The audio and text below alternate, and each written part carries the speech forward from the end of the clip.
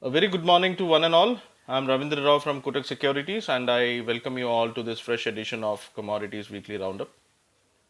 In the week gone by, focus was on the release of June FOMC meeting minutes to get a clarity on the path and timing for the Fed to remove its policy accommodation. However, the minutes disappointed as it suggested that the Fed has only slightly pulled forward its expectations for when it would be appropriate to begin winding down their bond purchases. Long-term bond yields declined sharply last week, with the yield on the US 10-year Treasury note briefly falling to 1.25% on Thursday.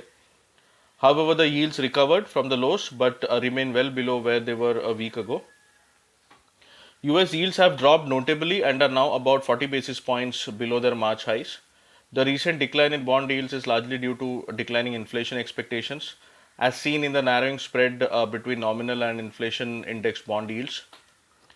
It was a choppy market overall with less of direction. After a risk off move on Thursday, Friday witnessed a strong risk on move, pushing many major indices to another all time highs.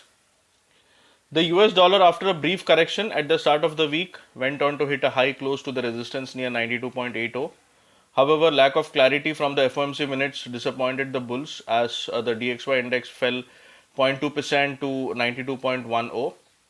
As we mentioned in our last week's outlook, US dollar bulls need to break the resistance zone near 92.70, 92.80 on a closing basis for a higher move towards the next hurdle near 93.35. Till then, it would stay in a broad range of 92.80 to 91.50. In case of US 10-year bond yields, strong support is now near 1.283, which is the 38.2% retracement from its rise from 0.5050 to 1.7724. Until that holds, the yields might stay in the range of 1.4858 to 1.2883. Coming to commodities, it was a volatile week for precious metals. The gold bulls pushed the yellow metal to a 3-week high of USD 1819.50 per ounce as it ended higher for 3 of 4 trading sessions with a 1.5% weekly gains. Gold's rise in 3 consecutive weeks indicates that buying interest has resumed. However, challenges persist as market players continue to react to the economic numbers and central bank comments to get more clarity about monetary policy. Concerns over slowing global economic growth, coupled with fears over COVID flare ups, particularly in Europe and Asia, has also boosted safe haven flows into the precious metal. COMEX silver also witnessed volatile trade along with gold and industrial metals but ended lower by 1%. Silver weakened amid concerns about health of Chinese economy, signs of slowdown in manufacturing activity and continuing ETF outflows. Choppiness in US dollar and China's monetary easing lent some support. So for the week, trend in US dollar, bond yields and general risk sentiment may affect gold and silver. Technically, gold has stayed in a range, and as we expected, it has taken resistance near $18-16 per ounce, and a break of that might take it higher towards 1827, 1830. Whereas 1784 remains a good support, and strong support remains at 1760, below which the price might again continue the weaker bias.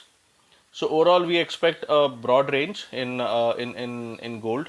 In case of silver, 26.60 remains a strong resistance. We had mentioned that the price might go till that level, and from there, we might see some kind of a consolidation happening, and that is what it is happening. On the lower side, 25.60 stays a good support on a closing basis. In MCX terms, gold resistance is placed near 48,300 and support is immediate support is near 47,400 and good support stays at 47,200 zone. So the broad range for the week would be 48,300 to 47,400. Whereas in case of silver, 70,600 remains a strong resistance. A closing above that might indicate a short-term bottom, and we might see prices going higher towards 72,000, 72,500. Whereas immediate support stays near 68,000 and the strong support is near 66,700. Coming to crude oil, we were spot on last week as WTI oil resisted near $77 per barrel and reversed sharply midweek as it was flirting near the October 2018 highs. It was evident that a double top formation might take place and oil might fall.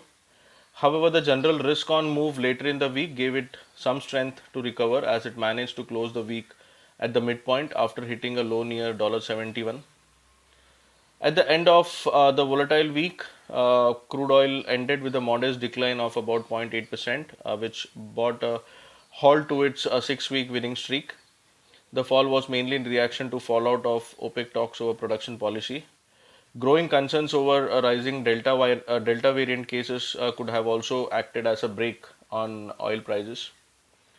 The larger than forecast draw supports the view that demand is rising amid economic reopening and as the summer driving season ramps up. However, gains in oil prices are likely to remain capped amid the ongoing OPEC plus spat. While Saudi Arabia and UAE are still at odds over raising output, oil prices are unlikely to retake recent multi year highs. The strong upward momentum has come to an unsteady halt, and we may see volatility continuing unless there is more clarity about OPEC. On the technical front, NYMEX crude oil, as mentioned earlier, continues to take resistance near $77. Immediate resistance is near $75, 75 half, and support stays near $69.90 per barrel. Still, the negative bias is still on in crude oil prices until it breaches the $77 mark on a closing basis because of the bearish engulfing formation that was formed last week. And in case of MCX, the resistance remains near 5740, which is the pattern high of the bearish engulfing candlestick pattern. And the support remains near 5300, 5280. But the bias remains slightly weak, and there is a possibility we might see some kind of a selling coming in on every rallies.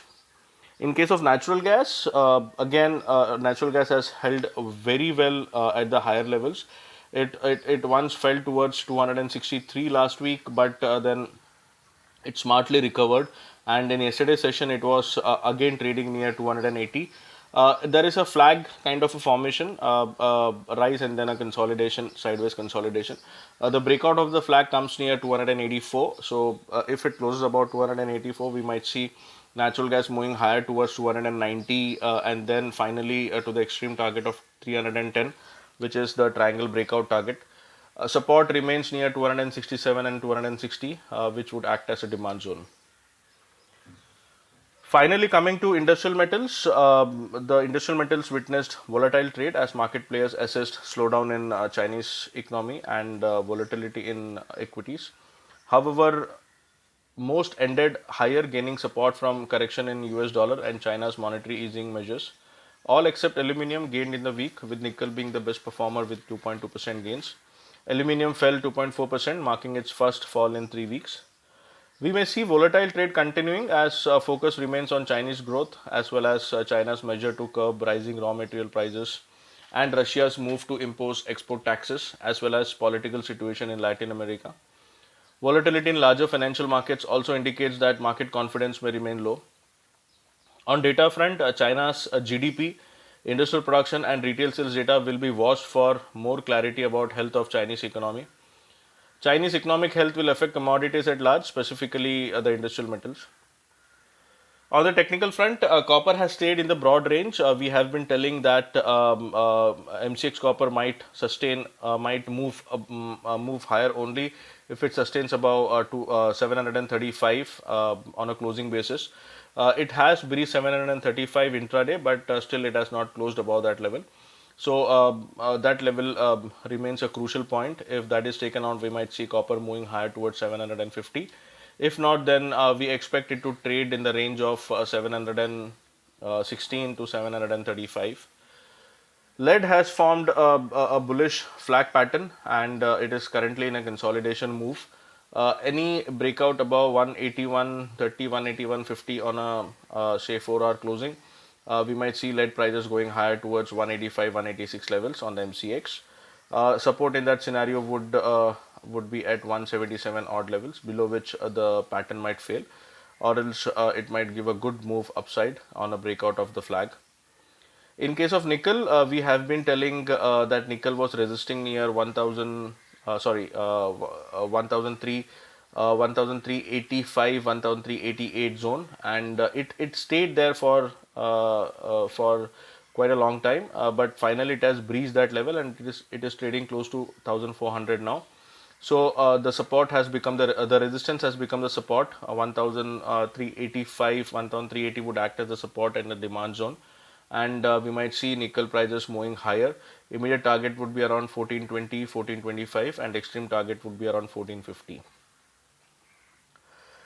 So to conclude, the focus for the week will continue to be on US bond yields and US dollar, as they have become the leading indicators. A number of Fed and other central bank officials are due to speak, and their comments will highlight on future monetary policy stance affecting currency movement as well as risk sentiment. It's a heavy week in terms of data releases, with inflation data at the forefront impacting monetary policy expectations. Well, that's all from this edition. Good luck and trade safe.